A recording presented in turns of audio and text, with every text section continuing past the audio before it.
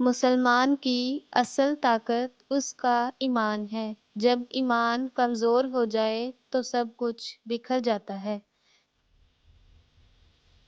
علم وہ نور ہے جو انسان کو حق اور باطل میں فرق کرنا سکھاتا ہے۔ قوموں کی زندگی علم و عمل پر قائم ہوتی ہے، محض دعووں پر نہیں۔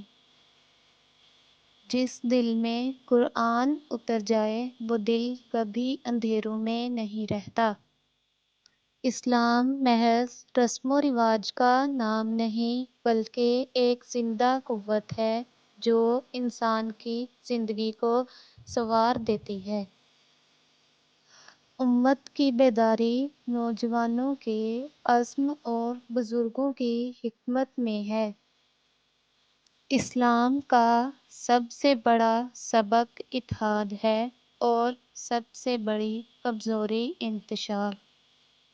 مسلمان جب تک اپنے ماضی سے سبق لیتا ہے وہ کبھی گمراہ نہیں ہوتا۔ اخلاق کے بغیر علم بوجھ ہے اور عمل کے بغیر ایمان کمزور ہے۔ دنیاوی ترقی اسی وقت ممکن ہے جب دینی اقدار کو ساتھ لے کر چلا جائے۔